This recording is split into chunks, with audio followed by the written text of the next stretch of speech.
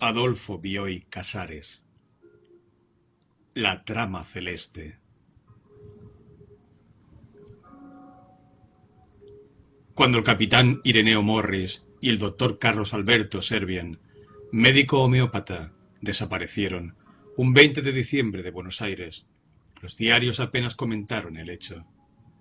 Se dijo que había gente engañada, gente complicada, y que una comisión estaba investigando. Se dijo también que el escaso radio de acción del aeroplano utilizado por los fugitivos permitía afirmar que estos no habían ido muy lejos. Yo recibí en esos días una encomienda. Contenía 3 volúmenes y un cuarto, las obras completas del comunista Luis Augusto Blanqui, un anillo de escaso valor, una agua marina en cuyo fondo se veía la efigie de una diosa con cabeza de caballo, unas cuantas páginas escritas a máquina, las aventuras del capitán Morris, firmadas C.A.S. Transcribiré esas páginas. Las aventuras del capitán Morris. Este relato podría empezar con alguna leyenda celta que nos hablara del viaje de un héroe a un país que está del otro lado de una fuente, o de una infranqueable prisión hecha de ramas tiernas, o de un anillo que torna invisible a quien lo lleva, o de una nube mágica, o de una joven llorando en el remoto fondo de un espejo que está en la mano del caballero destinado a salvarla, o de la búsqueda interminable y sin esperanza de la tumba del rey Arturo. Esta es la tumba de Madge, y esta la de Winther. Esta es la tumba de Gugwan Gledifreit, pero la tumba de Arturo es desconocida. También podría empezar con la noticia, que oí con asombro y con indiferencia, de que el tribunal militar acusaba de traición al capitán Morris.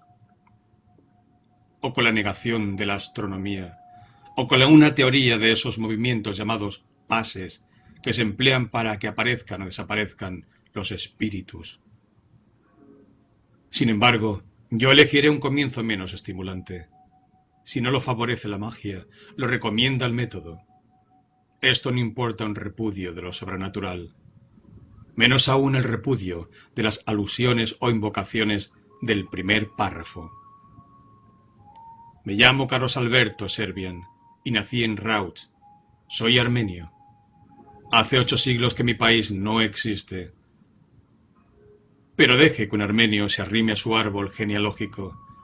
Toda su descendencia odiará a los turcos.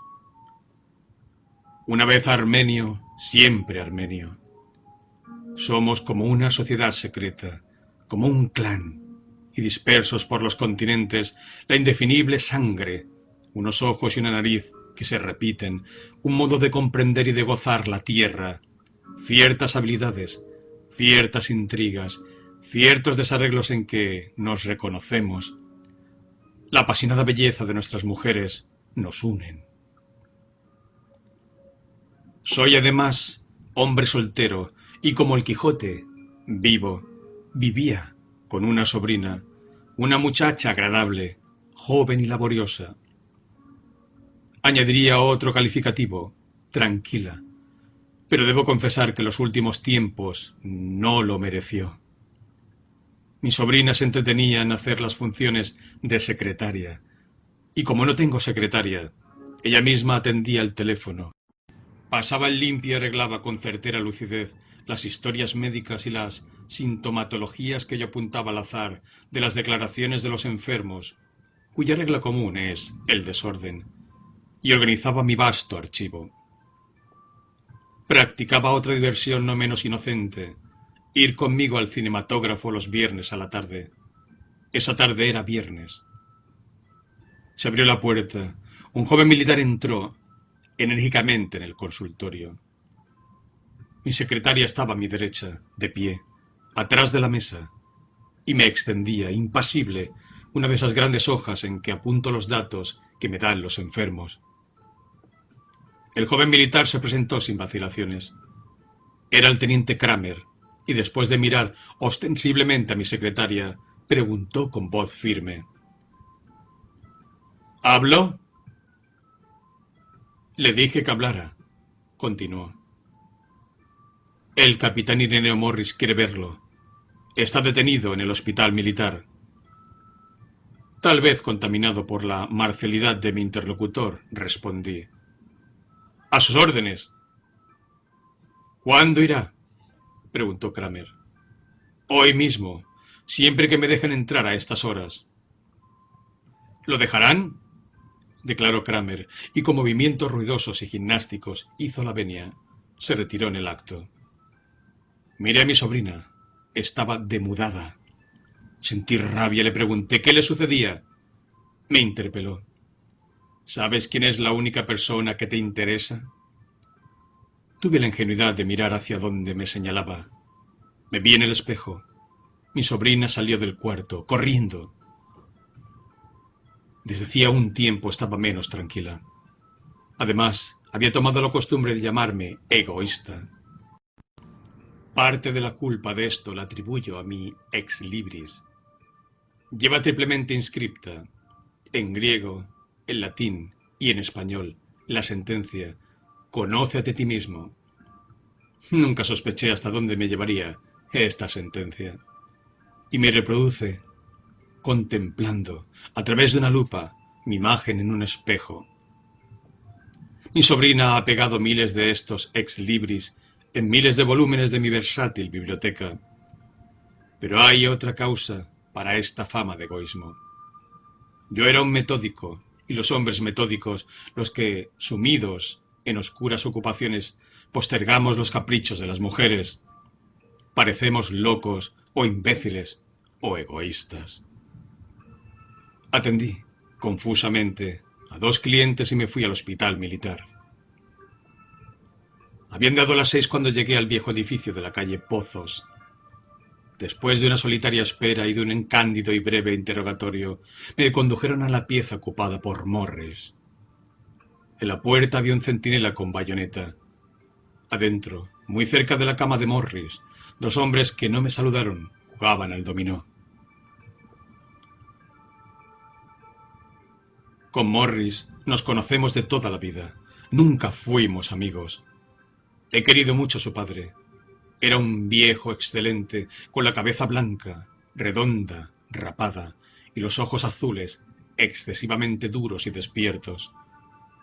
Tenía un ingobernable patriotismo galés, una incontenible manía de contar leyendas celtas. Durante muchos años, lo más felices de mi vida, fue mi profesor.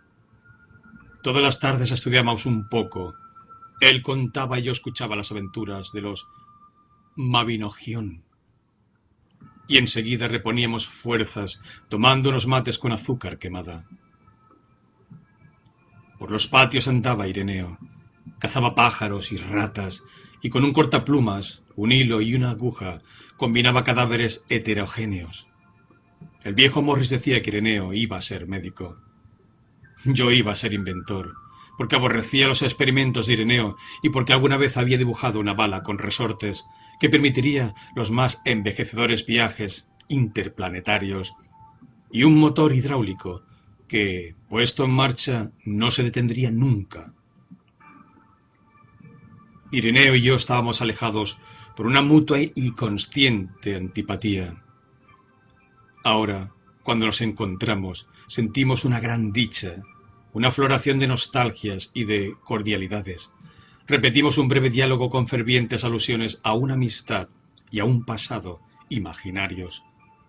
Y enseguida no sabemos qué decirnos.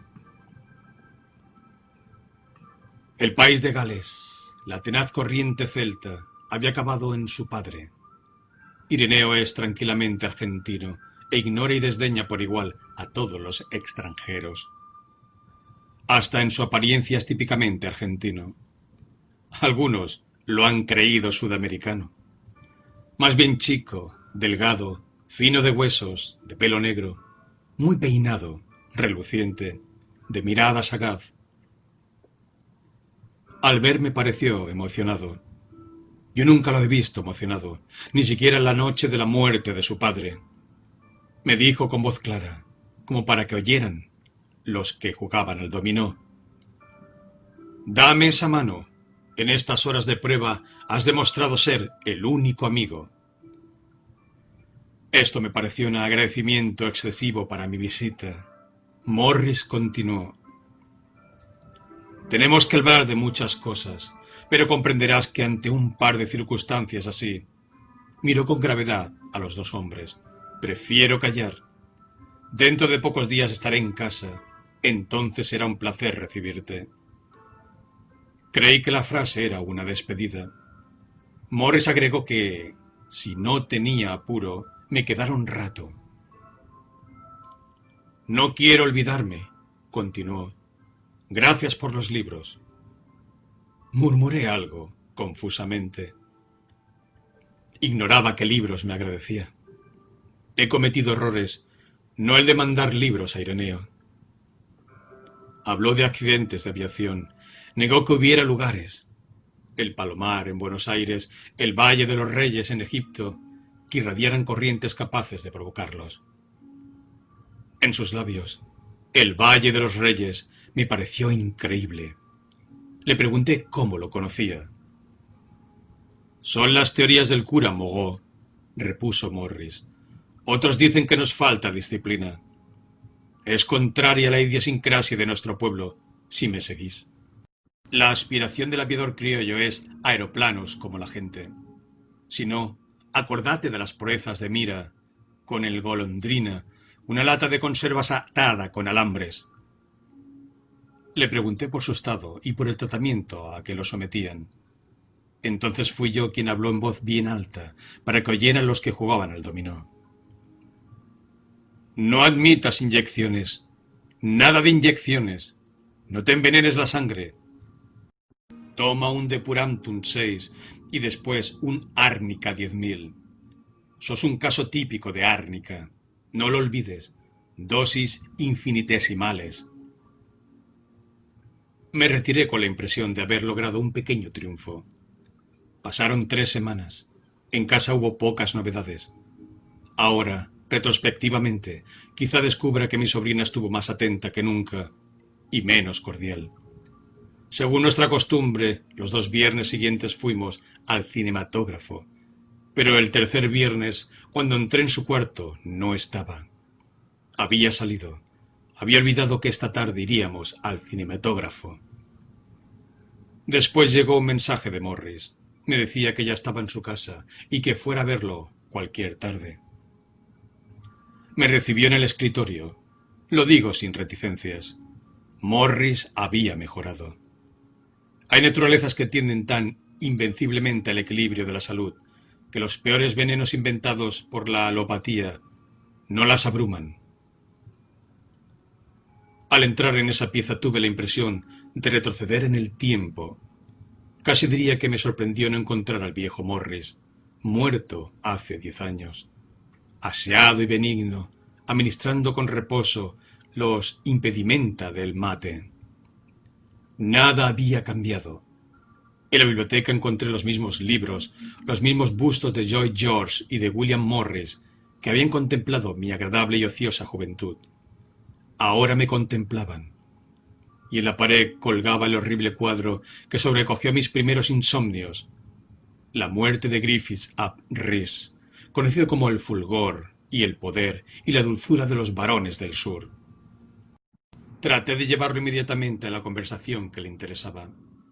Dijo que solo tenía que agregar unos detalles a lo que me había expuesto en su carta. Yo no sabía qué responder. Yo no había recibido ninguna carta de Ireneo. Con súbita decisión le pedí que si no le fatigaba me contara todo desde el principio.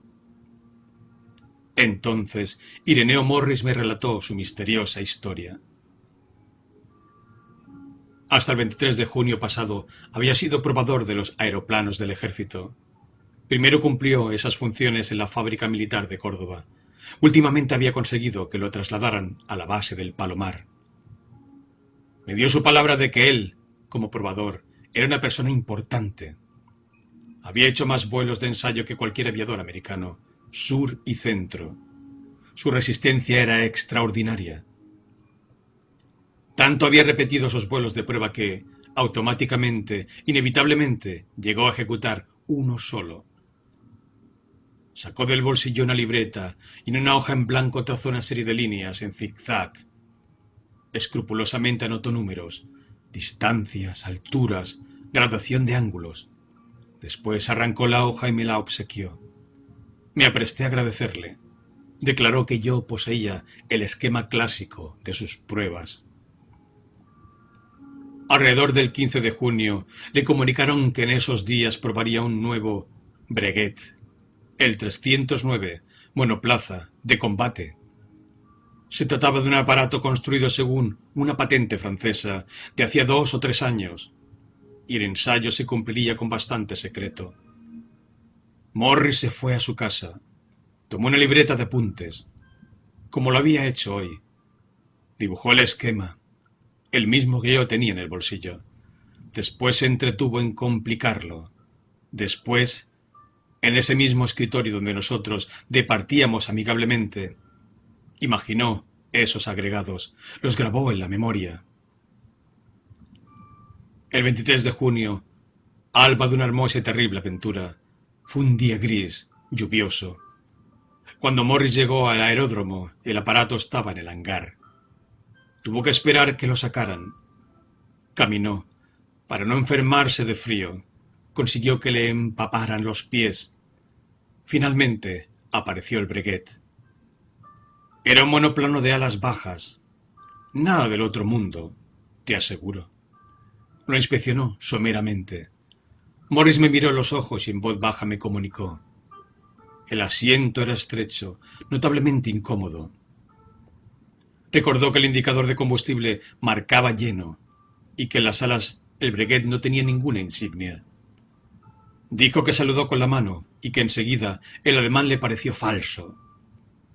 Corrió unos 500 metros y despegó. Empezó a cumplir lo que él llamaba su nuevo esquema de prueba. Era el probador más resistente de la República. Pura resistencia física, me aseguró. Estaba dispuesto a contarme la verdad. Aunque yo no podía creerlo, de pronto se le nubló la vista. Aquí Morris habló mucho. Llegó a exaltarse. Por mi parte, olvidé el compadrito, peinado que tenía enfrente. Seguí el relato. Poco después de emprender los ejercicios nuevos, sintió que la vista se le nublaba. Si oyó decir, ¡qué vergüenza! Voy a perder el conocimiento. Embistió una vasta mole oscura, quizá una nube. Tuvo una visión efímera y feliz, como la visión de un radiante paraíso. Apenas consiguió enderezar el aeroplano cuando estaba por tocar el campo de aterrizaje. Volvió en sí. Estaba dolorosamente acostado en una cama blanca, en un cuarto alto, de paredes blancuzcas y desnudas. Zumbó un moscardón. Durante algunos segundos creyó que dormía la siesta, en el campo. Después supo que estaba herido, que estaba detenido, que estaba en el hospital militar. Nada de esto le sorprendió, pero todavía tardó un rato en recordar el accidente. Al recordarlo tuvo la verdadera sorpresa. No comprendía cómo había perdido el conocimiento. Sin embargo, no lo perdió una sola vez. De esto hablaré más adelante. La persona que lo acompañaba era una mujer. La miró. Era una enfermera. Dogmático y discriminativo, habló de mujeres en general. Fue desagradable. Dijo que había un tipo de mujer, y hasta una mujer determinada y única, para el animal que hay en el centro de cada hombre. Y agregó algo en el sentido de que era un infortunio encontrarla, porque el hombre siente lo decisiva que es para su destino y la trata con temor y con torpeza, preparándose un futuro de ansiedad y de monótona frustración. Afirmó que, para el hombre, como es debido, entre las demás mujeres no habrá diferencias notables ni peligros. Le pregunté si la enfermera correspondía a su tipo. Me respondió que no y aclaró. Es una mujer plácida y maternal, pero bastante linda. Continuó su relato. Entraron unos oficiales. Precisó las jerarquías. Un soldado trajo una mesa y una silla. Se fue y volvió con una máquina de escribir. Se sentó frente a la máquina y escribió en silencio. Cuando el soldado se detuvo, un oficial interrogó a Morris.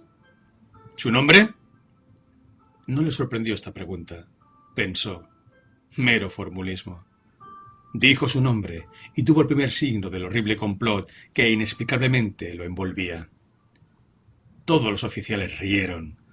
Él nunca había imaginado que su nombre fuera ridículo. Se enfureció. Otro de los oficiales dijo: «Podía inventar algo menos increíble». Ordenó al soldado de la máquina: «Escriba nomás». «¿Nacionalidad?» «Argentino», afirmó sin vacilaciones. «¿Pertenece al ejército?» Tuvo en ironía. «Yo soy el del accidente y ustedes parecen los golpeados». Se rieron un poco, entre ellos, como si Morris estuviera ausente. Continuó. «Pertenezco al ejército con grado de capitán, regimiento 7, escuadrilla 9. ¿Con base Montevideo?», preguntó sarcásticamente uno de los oficiales. «En Palomar», respondió Morris. Dio su domicilio, Bolívar 971. Los oficiales se retiraron. Volvieron al día siguiente, esos y otros.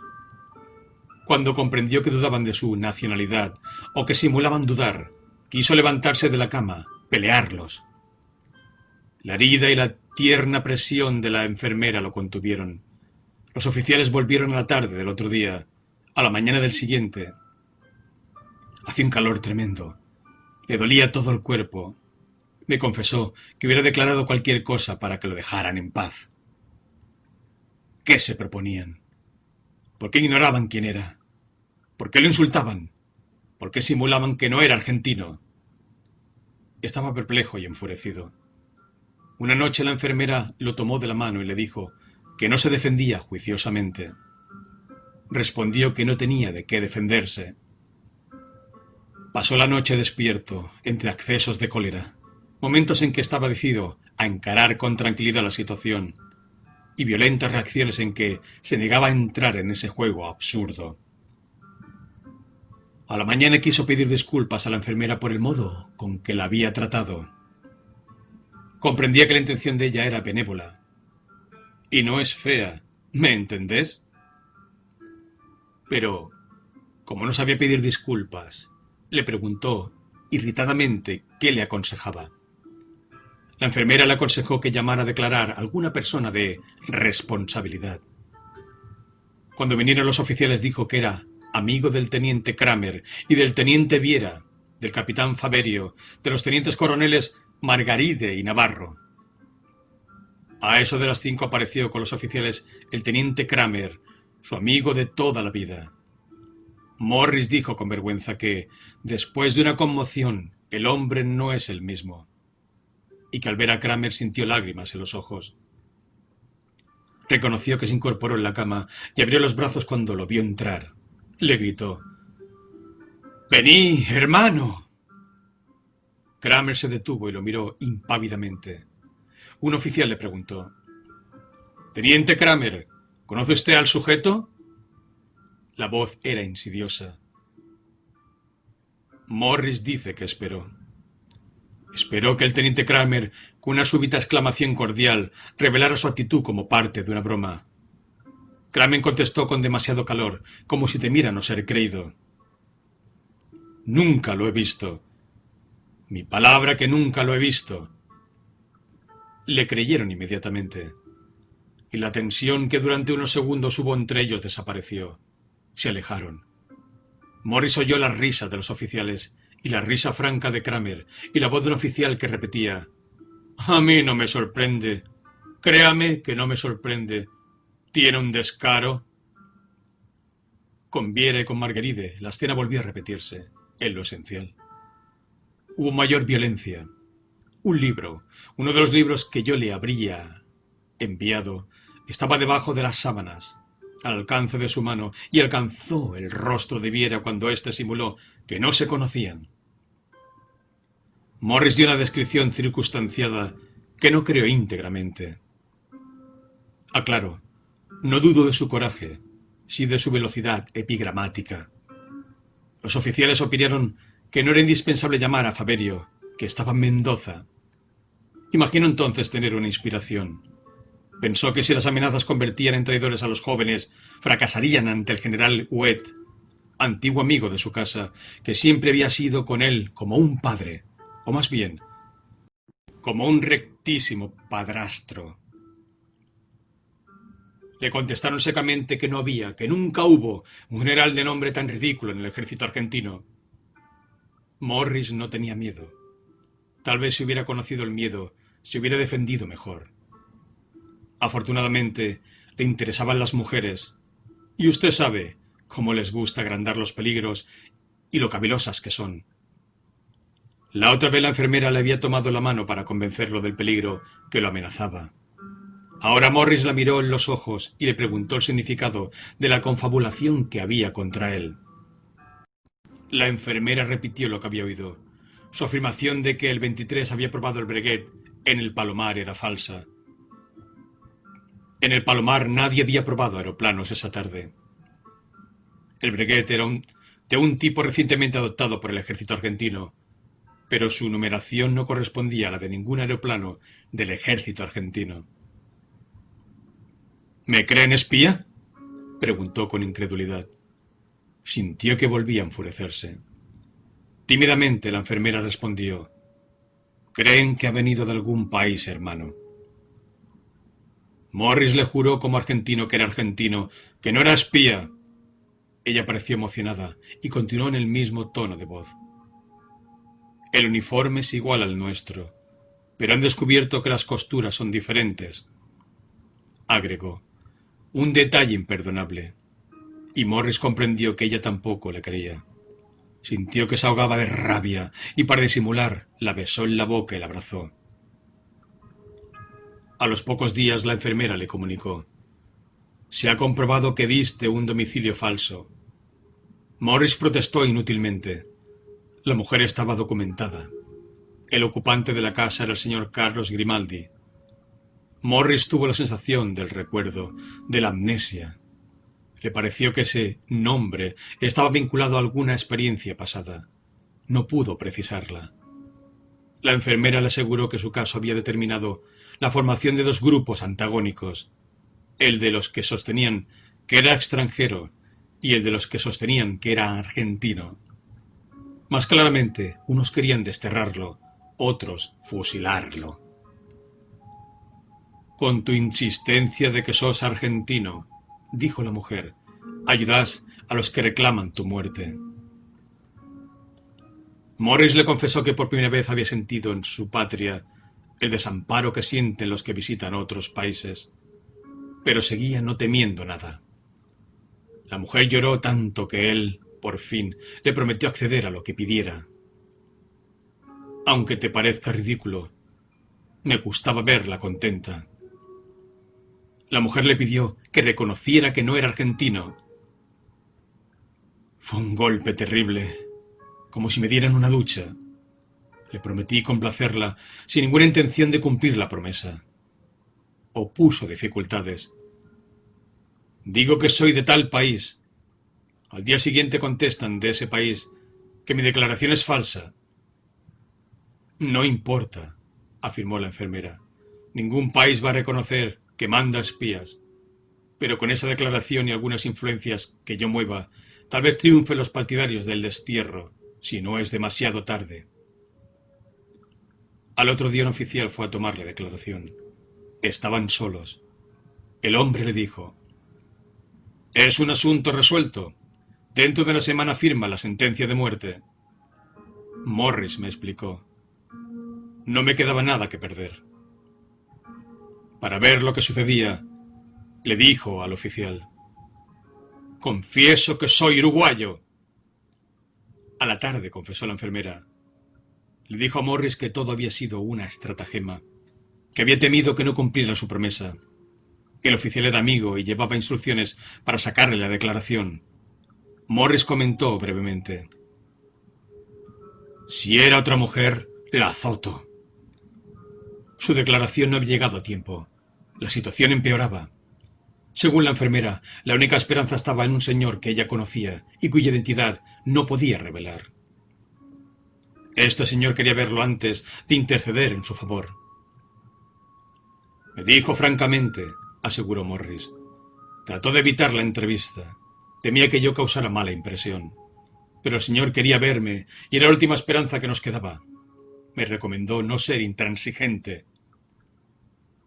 El señor no vendrá al hospital, dijo la enfermera. Entonces no hay nada que hacer, respondió Morris con alivio.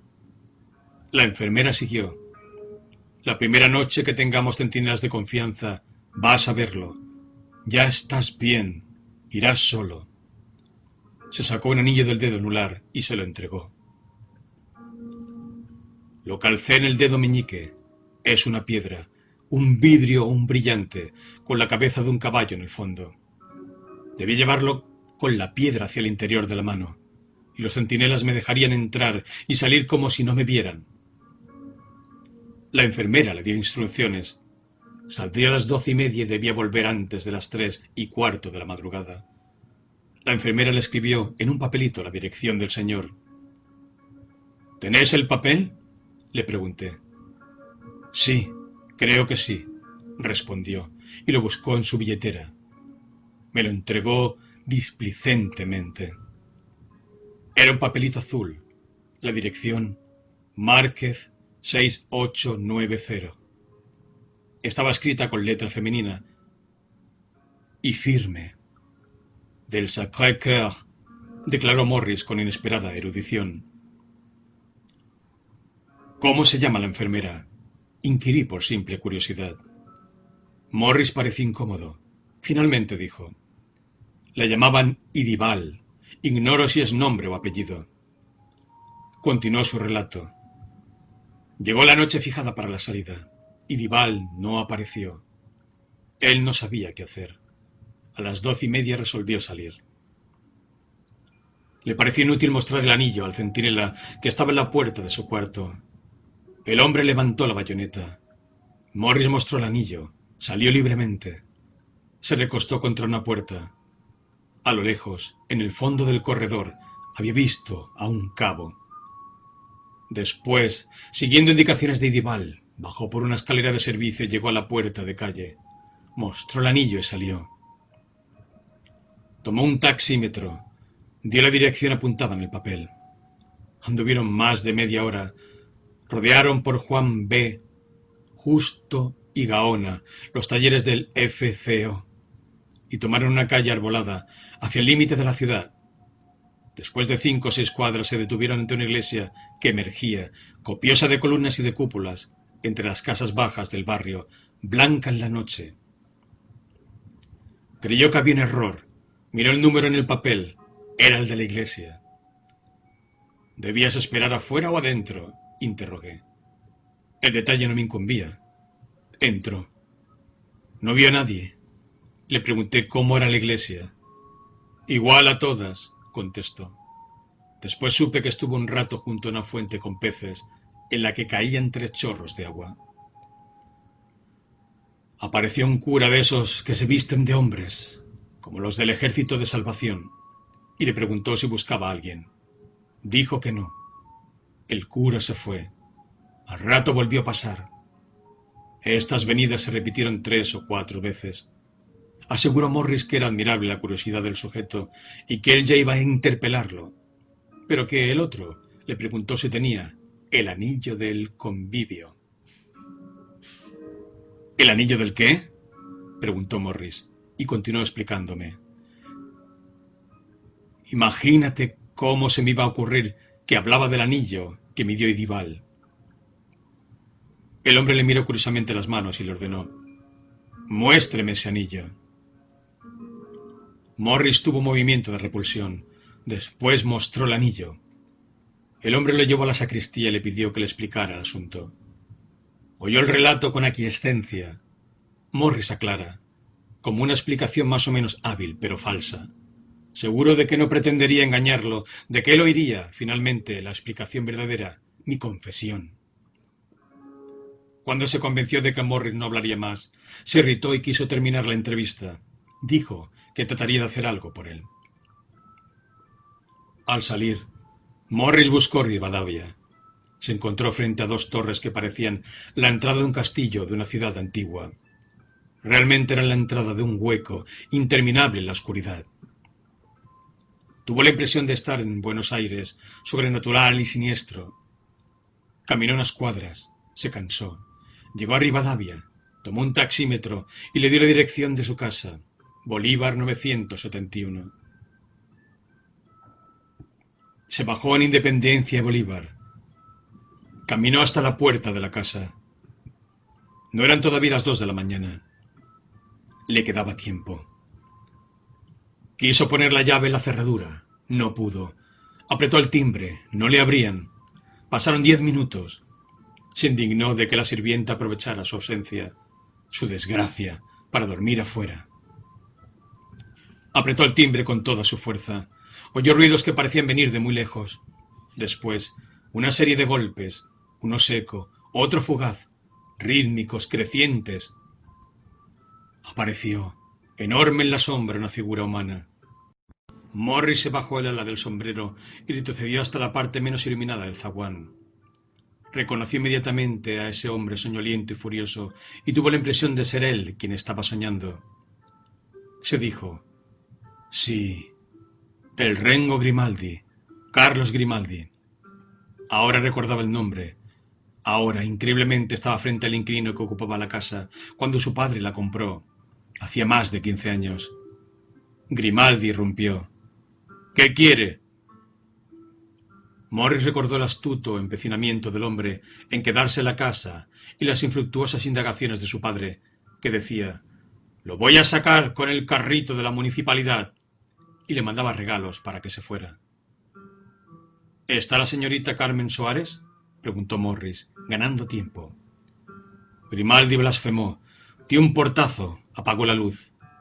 En la oscuridad, Morris oyó alejarse los pasos alternados.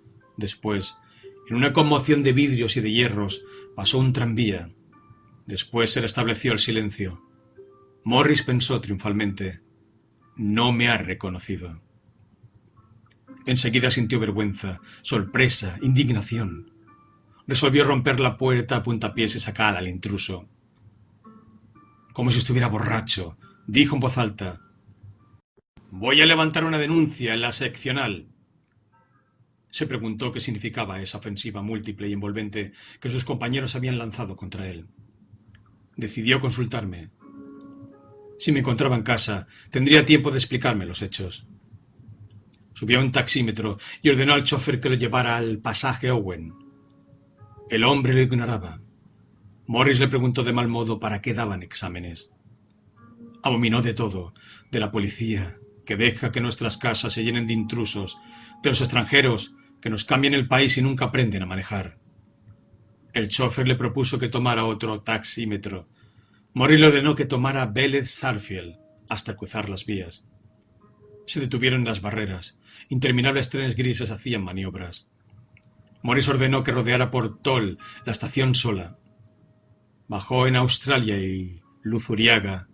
El chofer le dijo que le pagara, que no podía esperarlo, que no existía tal pasaje. No le contestó. Caminó con seguridad por Luzuriaga hacia el sur. El chofer lo siguió con el automóvil, insultándolo estrepitosamente. Morris pensó que se aparecía un vigilante. El chofer y él dormirían en la comisaría. Además, le dije, descubrirían que te habías fugado del hospital. La enfermera y los que te ayudaron tal vez se verían en un compromiso. Eso me tenía sin inquietud, respondió Morris, y continuó el relato. Caminó una cuadra y no encontró el pasaje. Caminó otra cuadra y otra. El chofer seguía protestando. La voz era más baja, el tono más sarcástico. Morris volvió sobre sus pasos. Dobló por Alvarado. Ahí estaba el parque Pereira, la calle Rochadale. Tomó Rochadale, a mitad de cuadra, a la derecha. Debían interrumpirse las casas y dejar lugar al pasaje Owen. Morris sintió como la antelación de un vértigo. Las casas no se interrumpieron. Se encontró en Australia. Vi en lo alto, con un fondo de nubes nocturnas, el tanque de la Internacional, en Luzuriaga. Enfrente debía estar el pasaje Owen. No estaba. Miró la hora. Le quedaban apenas 20 minutos. Caminó rápidamente. Muy pronto se detuvo. Estaba con los pies hundidos en un espeso fango resbaladizo, ante una lúgubre serie de casas iguales, perdido. Quiso volver al Parque Pereira. No lo encontró. Temía que el chofer descubriera que se había perdido. Vio a un hombre. Le preguntó dónde estaba el pasaje Owen. El hombre no era del barrio. Morris siguió caminando, exasperado. Apareció otro hombre. Morris caminó hacia él, rápidamente. El chofer se bajó del automóvil y también corrió. Morris y el chofer le preguntaron a gritos si sabía dónde estaba el pasaje Owen. El hombre parecía asustado, como si creyera que lo asaltaban. Respondió que nunca oyó nombrar ese pasaje. Iba a decir algo más, pero Morris lo miró amenazadoramente. Eran las 3:15 de la madrugada. Morris le dijo al chofer que lo llevara a Caseros y Entre Ríos. En el hospital había otro centinela. Pasó 2 o 3 veces frente a la puerta, sin atreverse a entrar. Se resolvió a probar la suerte. Mostró el anillo. El centinela no lo detuvo. La enfermera apareció al final de la tarde siguiente. Le dijo: «La impresión que le causaste al señor de la iglesia no es favorable.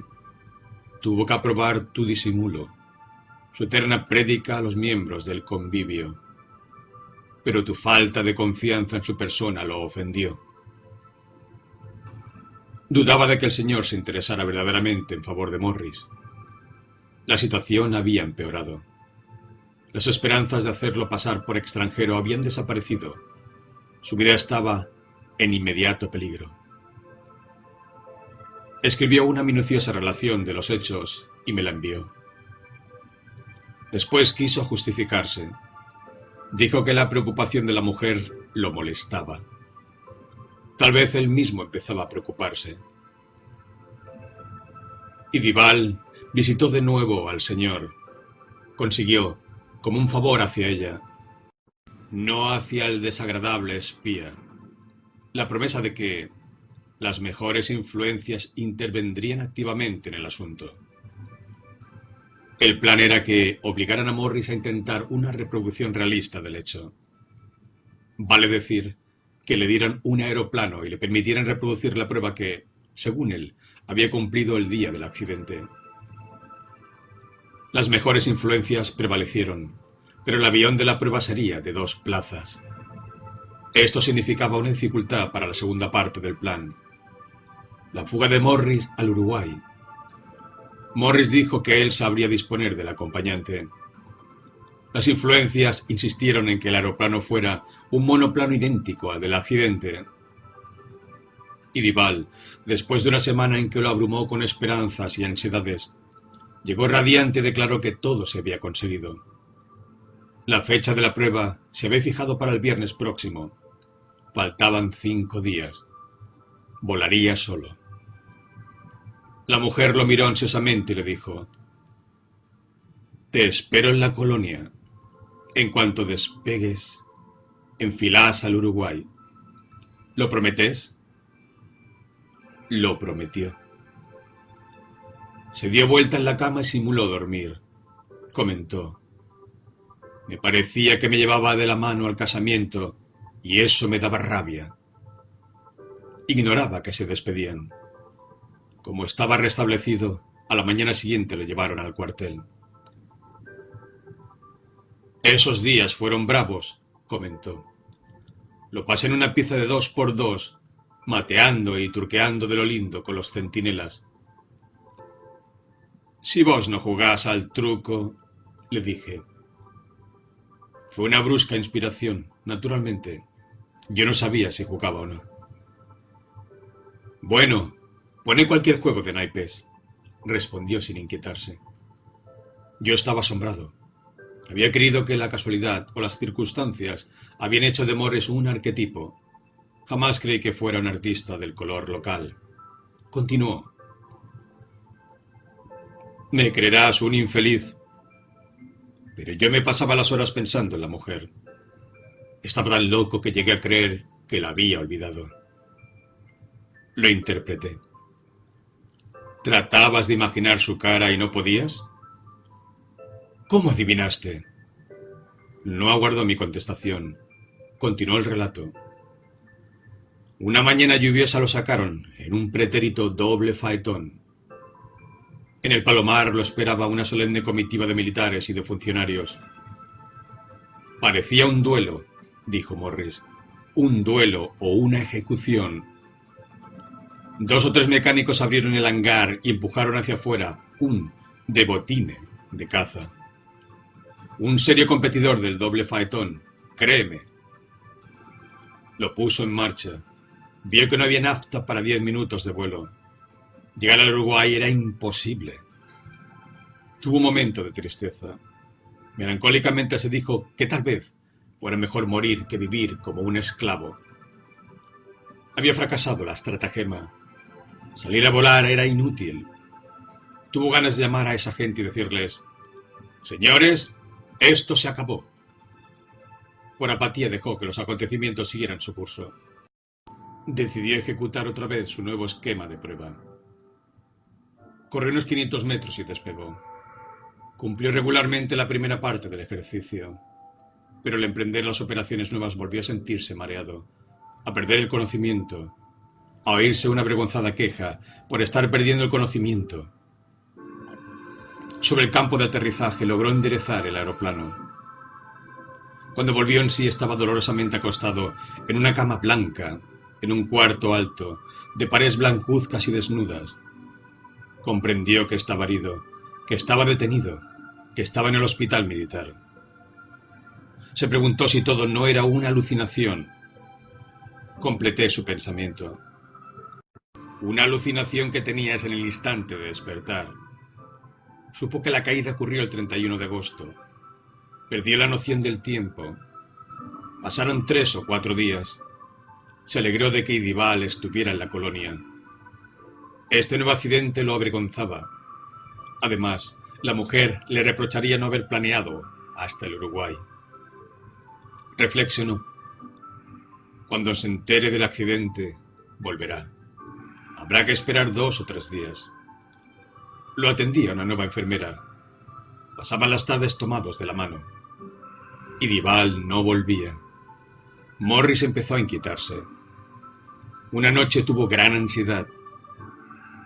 «Me creerás loco», me dijo. Estaba con ganas de verla. Pensé que había vuelto, que sabía la historia de la otra enfermera y que por eso no quería verme. Le pidió a un practicante que llamara a Idibal. El hombre no volvía. Mucho después, pero esa misma noche, a Morris le parecía increíble que una noche durara tanto, volvió. El jefe le había dicho que en el hospital no trabajaba ninguna persona de ese nombre. Morris le ordenó que averiguara cuándo había dejado el empleo. El practicante volvió a la madrugada y le dijo que el jefe de personal ya se había retirado. Soñaba con Idibal. De día le imaginaba. Empezó a soñar que no podía encontrarla. Finalmente no podía imaginarla, ni soñar con ella. Le dijeron que ninguna persona llamada Idibal trabajaba ni había trabajado en el establecimiento. La nueva enfermera le aconsejó que leyera. Le trajeron los diarios. Ni la sección al margen de los deportes y el turf le interesaba. Me dio la loca y pedí los libros que me mandaste. Le respondieron que nadie le había mandado libros. Estuve a punto de cometer una imprudencia, de reconocer que yo no le había mandado nada. Pensó que se había descubierto el plan de la fuga y la participación de Idibal. Por eso Idibal no aparecía. Se miró las manos. El anillo no estaba. Lo pidió. Le dijeron que era tarde, que la intendenta se había retirado. Pasó una noche atroz y vastísima, pensando que nunca le traerían el anillo. Pensando, agregué, que si no te devolvían el anillo no quedaría ningún rastro de Idibal. No pensé en eso, afirmó honestamente, pero pasé la noche como un desequilibrado. Al otro día me trajeron el anillo. ¿Lo tenés?, le pregunté, con una incredulidad que me asombró a mí mismo. Sí, respondió, el lugar seguro. Abrió un cajón lateral del escritorio y sacó un anillo. La piedra del anillo tenía una vívida transparencia. No brillaba mucho. En el fondo había un alto relieve en colores, un busto humano, femenino, con cabeza de caballo. Sospeché que se trataba de la efigie de alguna divinidad antigua. Aunque no soy experto en la materia, me atrevo a afirmar que ese anillo era una pieza de valor. Una mañana entraron en su cuarto unos oficiales con un soldado que traía una mesa. El soldado dejó la mesa y se fue. Volvió con una máquina de escribir.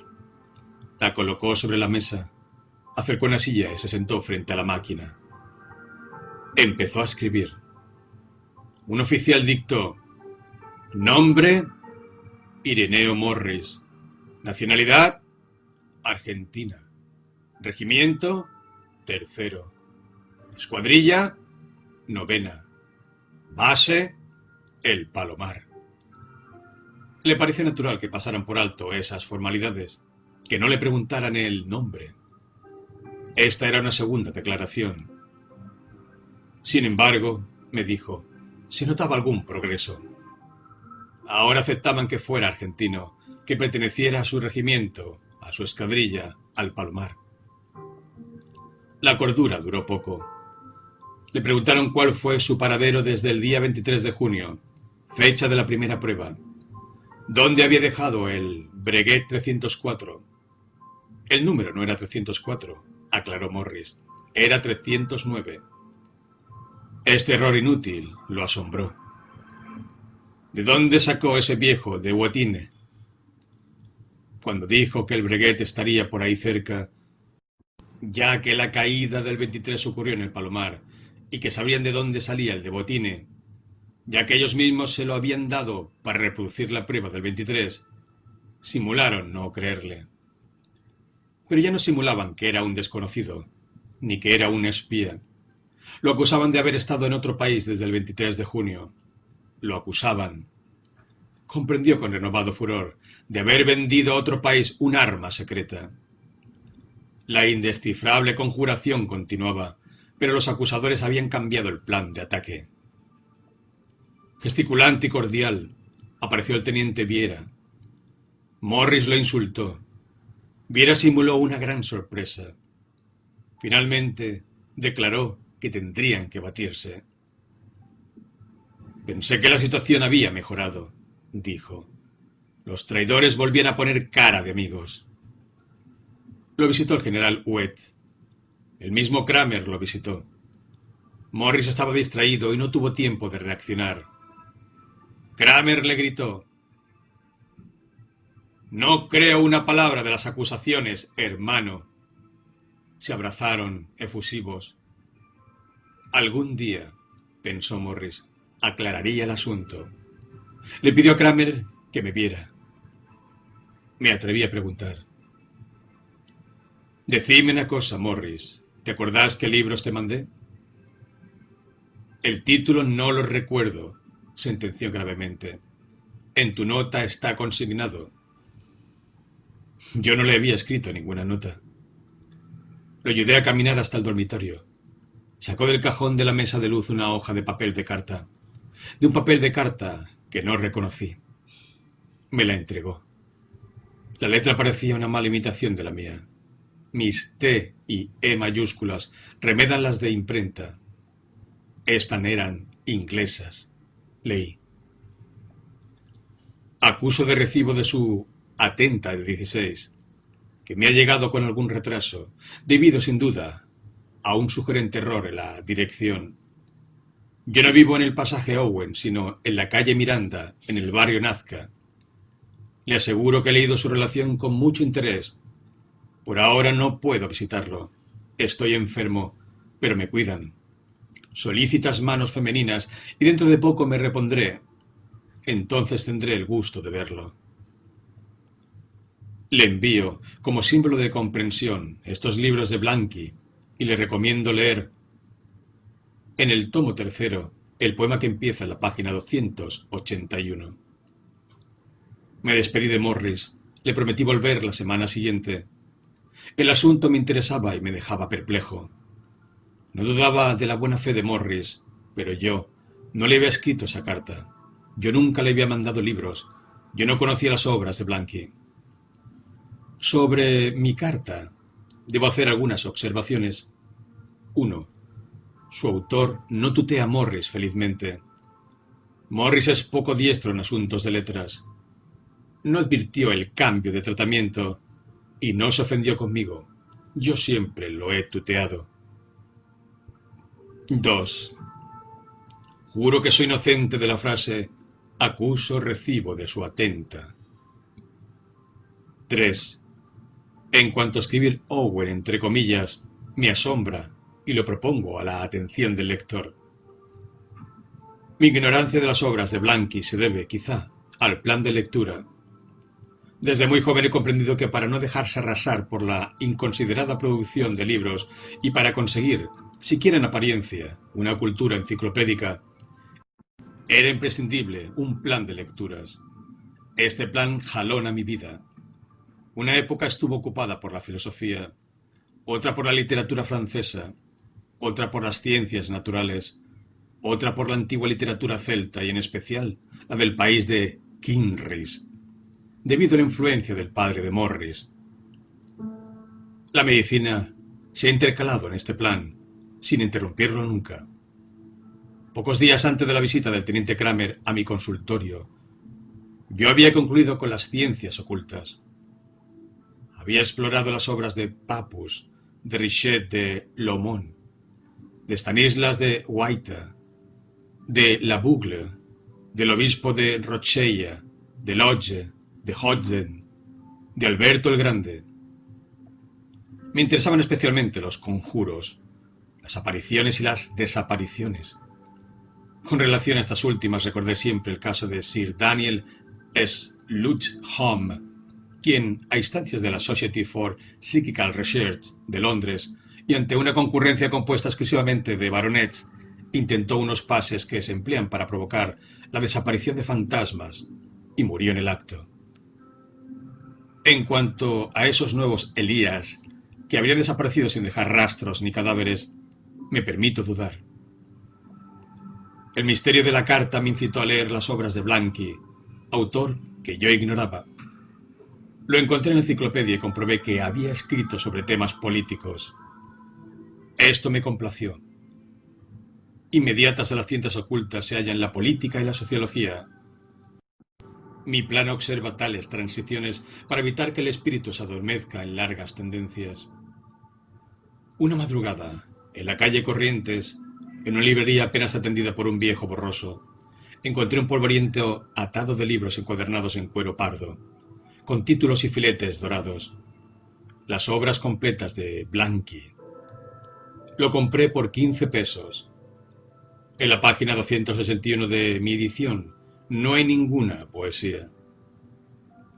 Aunque no he leído íntegramente la obra, creo que el escrito aludido es L'Éternité par les astres, un poema en prosa. En mi edición comienza en la página 307 del segundo tomo. En ese poema o ensayo encontré la explicación de la aventura de Morris. Fui a Nazca, hablé con los comerciantes del barrio. En las 2 cuadras que agotan la calle Miranda no vive ninguna persona de mi nombre. Fui a Márquez, no hay número 6890. No hay iglesias. Había, esa tarde, una poética luz, con el pasto de los potreros muy verde, muy claro, y con los árboles lilas y transparentes. Además, la calle no está cerca de los talleres del FCO, está cerca del puente de la Noria. Fui a los talleres del FCO.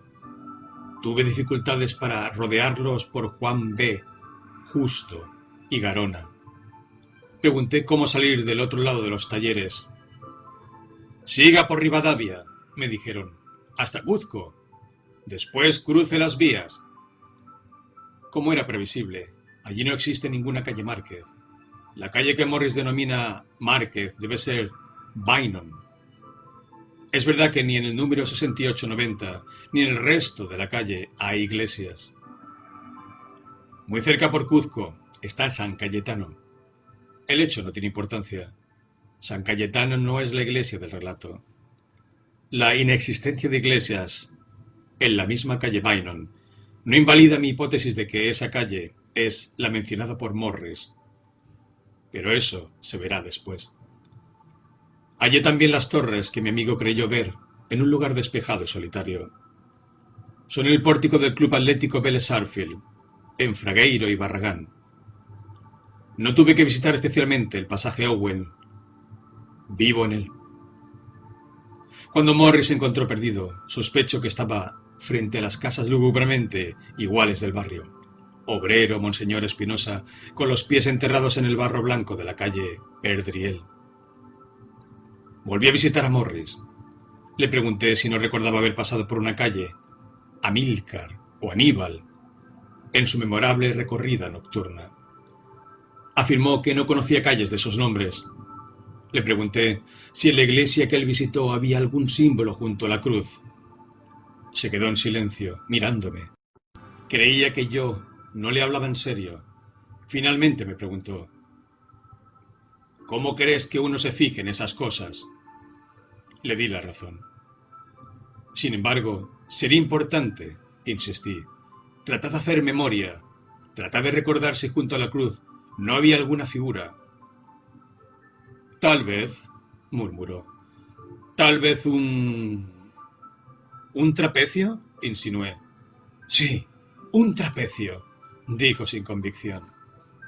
Simple o cruzado por una línea. ¿Verdad? Exclamó. ¿Cómo sabes? ¿Estuviste en la calle Márquez? Al principio no me acordaba de nada. De pronto he visto el conjunto, la cruz y el trapecio, un trapecio cruzado por una línea con puntas dobladas. Hablaba animadamente. ¿Y te fijaste en alguna estatua de santos? ¡Viejo!, exclamó con reprimida impaciencia. ¿No me habías pedido que levantara el inventario? Le dije que no se enojara. Cuando se calmó, le pedí que me mostrase el anillo y que me repitiese el nombre de la enfermera. Volví a casa, feliz. Oí ruidos en el cuarto de mi sobrina.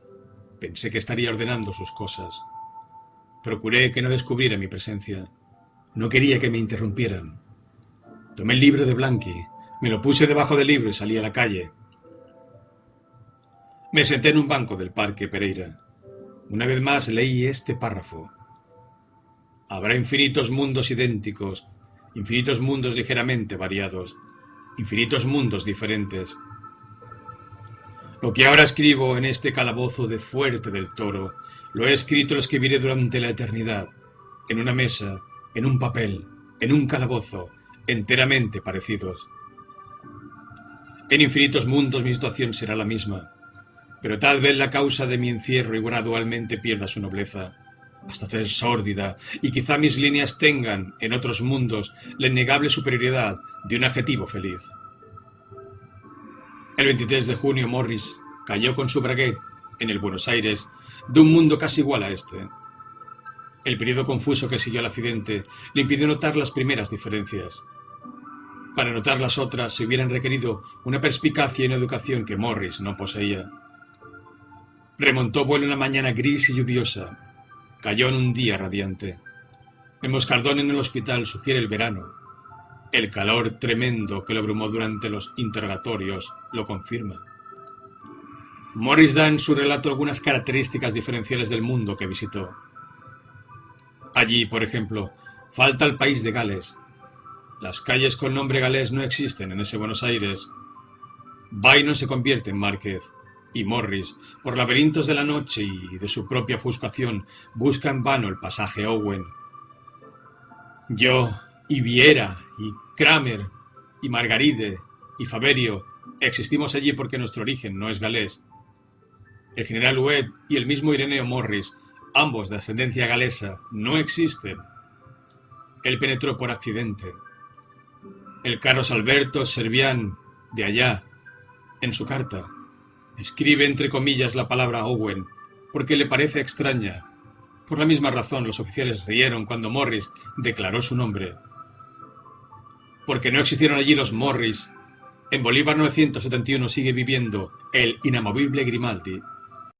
La relación de Morris revela también que en ese mundo Cartago no desapareció. Cuando comprendí esto hice mis tontas preguntas sobre las calles Aníbal y Amílcar. Alguien preguntará, ¿cómo? Si no desapareció Cartago, existe el idioma español.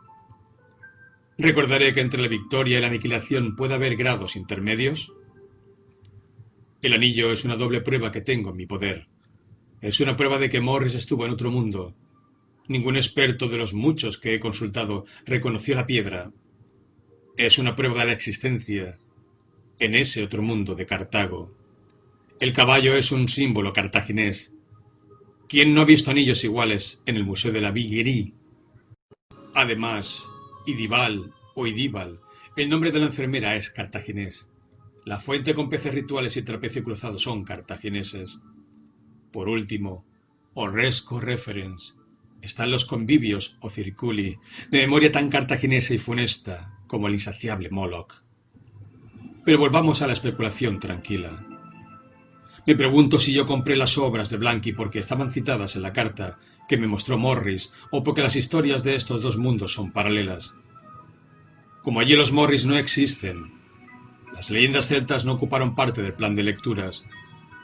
El otro Carlos Alberto Servián pudo adelantarse, puede llegar antes que yo a las obras políticas. Estoy orgulloso de él. Con los pocos datos que tenía, aclaró la misteriosa aparición de Morris. Para que Morris también la comprendiera, le recomendó L'Éternité par les astres. Me asombra, sin embargo, su jactancia de vivir en el bochornoso barrio Nazca y de ignorar el pasaje Owen. Morris fue a ese otro mundo y regresó. No apeló a mi bala con resorte ni a los demás vehículos que se han ideado para surcar la increíble astronomía. ¿Cómo cumplió sus viajes? Abrí el diccionario de Kent. En la palabra pase leí. Complicadas series de movimientos que se hacen con las manos, por las cuales se provocan apariciones y desapariciones. Pensé que las manos tal vez no fueran indispensables, que los movimientos podrían hacerse con otros objetos, por ejemplo con aviones. Mi teoría es que el nuevo esquema de prueba coincide con algún pase. Las dos veces que lo intenta, Morris se desmaya y cambia de mundo. Allí supieron que era un espía venido de un país limítrofe. Aquí explican su ausencia, imputándole una fuga al extranjero, con propósitos de vender un arma secreta. Él no entiende nada y se cree víctima de un complot inicuo. Cuando volví a casa encontré sobre el escritorio una nota de mi sobrina. Me comunicaba que se había fugado con ese traidor arrepentido, el teniente Kramer. Añadía esta crueldad. Tengo el consuelo de saber que no sufrirás mucho, ya que nunca te interesaste en mí. La última línea estaba escrita con evidente saña. Decía, Kramer se interesa en mí. Soy feliz. Tuve un gran abatimiento. No atendía a los enfermos y por más de 20 días no salí a la calle. Pensé con alguna envidia en ese yo astral, encerrado, como yo, en su casa, pero atendido por solícitas manos femeninas. Creo conocer su intimidad. Creo conocer esas manos. Lo visité a Morris. Traté de hablarle de mi sobrina. Apenas me contengo de hablar incesantemente de mi sobrina. Me preguntó si era una muchacha maternal. Le dije que no. Leí hablar de la enfermera. No es la posibilidad de encontrarme con una nueva versión de mí mismo lo que me incitaría a viajar hasta ese otro Buenos Aires. La idea de reproducirme según la imagen de mi ex libris o de conocerme según su lema no me ilusiona. Me ilusiona tal vez la idea de aprovechar una experiencia que el otro Servian, en su dicha, no ha adquirido. Pero estos son problemas personales. En cambio, la situación de Morris me preocupa. Aquí todos lo conocen y han querido ser considerados con él. Pero, como tiene un modo de negar verdaderamente monótono y su falta de confianza exaspera a los jefes, la degradación, si no la descarga del fusilamiento, es su porvenir. Si le hubiera pedido el anillo que le dio la enfermera, me lo habría negado. Refractario a las ideas generales, jamás hubiera entendido el derecho de la humanidad sobre ese testimonio de la existencia de otros mundos. Debo reconocer, además, que Morris tenía un insensato apego por ese anillo. Tal vez mi acción repugne a los sentimientos del gentleman, alias infalible, del cambrioleur. La conciencia del humanista la aprueba. Finalmente, me es grato señalar un resultado inesperado. Desde la pérdida del anillo, Morris está más dispuesto a escuchar mis planes de evasión. Nosotros, los armenios, estamos unidos. Dentro de la sociedad formamos un núcleo indestructible. Tengo buenas amistades en el ejército. Morris podrá intentar una reproducción de su accidente. Yo me atreveré a acompañarlo. C.A.S. El relato de Carlos Alberto Servián me pareció inverosímil. No ignoro la antigua leyenda del carro de Morgan. El pasajero dice dónde quiere ir y el carro lo lleva, pero es una leyenda. Admitamos que por casualidad el capitán Ireneo Morris haya caído en el otro mundo. Que vuelva a caer en este sería un exceso de casualidad. Desde el principio tuve esa opinión. Los hechos la confirman. Un grupo de amigos proyectamos y postergamos, año tras año, un viaje a la frontera del Uruguay con el Brasil. Este año no pudimos evitarlo y partimos. El 3 de abril almorzamos en un almacén en medio del campo. Después visitaríamos una fazenda interesantísima. Seguido de una polvareda, llegó un interminable pacar, una especie de jockey bajó. Era el capitán Morris. Pagó el almuerzo de sus compatriotas y bebió con ellos. Supe después que era secretario o sirviente de un contrabandista. No acompañé a mis amigos a visitar la fazenda. Morris me contó sus aventuras, tiroteos con la policía, estratagemas para tentar a la justicia y perder a los rivales, cruce de ríos prendido a la cola de los caballos, borracheras y mujeres. Sin duda exageró su astucia y su valor. No podré exagerar su monotonía. De pronto, como en un vahido, quería entrever un descubrimiento. Empecé a investigar, investigué con Morris, investigué con otros, cuando Morris se fue. Recogí pruebas de que Morris llegó a mediados de junio del año pasado y de que muchas veces fue visto en la región, entre principios de septiembre y fines de diciembre. El 8 de septiembre intervino en unas carreras cuadreras en Yaguarao. Después pasó varios días en cama a consecuencia de una caída del caballo. Sin embargo, en esos días de septiembre, el capitán Morris estaba internado y detenido en el Hospital Militar de Buenos Aires. Las autoridades militares, compañeros de armas, sus amigos de infancia, el doctor Servian y el ahora capitán Kramer, el general Huet, viejo amigo de la casa, lo atestiguan. La explicación es evidente. En varios mundos casi iguales, varios capitanes Morris salieron un día, aquí el 23 de junio, a probar aeroplanos.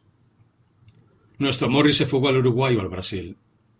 Otro, que salió de otro Buenos Aires, hizo unos pases con su aeroplano y se encontró en el Buenos Aires de otro mundo, donde no existía Gales y donde existía Cartago, donde Espera y Dival. Ese Ireneo Morris subió después en el de Huetine, volvió a hacer los pases y cayó en este Buenos Aires. Como era idéntico al otro Morris, hasta sus compañeros lo confundieron, pero no era el mismo. El nuestro, el que está en el Brasil, remontó vuelo el 23 de junio con el Breguet 304. El otro sabía perfectamente que había probado el Breguet 309. Después, con el doctor Servian de acompañante, intenta pases de nuevo y desaparece. Quizá lleguen a otro mundo. Es menos probable que encuentren a la sobrina de Servian y a la cartaginesa. Alegar a Blanqui para encarecer la teoría de la pluralidad de los mundos fue tal vez un mérito de Servian. Yo, más limitado, hubiera propuesto la autoridad de un clásico. Por ejemplo, según Demócrito, hay una infinidad de mundos, entre los cuales algunos son, no tan solo parecidos, sino perfectamente iguales. Cicerón, Primeras Académicas, 2.17. Henos aquí, en Bauli, cerca de Pezzuoli. ¿Piensas tú que ahora en un número infinito de lugares exactamente iguales, habrá reuniones de personas con nuestros mismos nombres, revestidas de los mismos honores, que hayan pasado por las mismas circunstancias y en ingenio, en edad, en aspecto, idénticas a nosotros, discutiendo este mismo tema. Id 2:40. Finalmente, para lectores acostumbrados a la antigua noción de mundos planetarios y esféricos, los viajes entre Buenos Aires de distintos mundos parecerán increíbles. Se preguntarán, ¿por qué los viajeros llegan siempre a Buenos Aires y no a otras regiones, a los mares o a los desiertos? La única respuesta que puedo ofrecer a una cuestión tan ajena a mi incumbencia es que tal vez estos mundos sean como haces de espacios y de tiempos paralelos.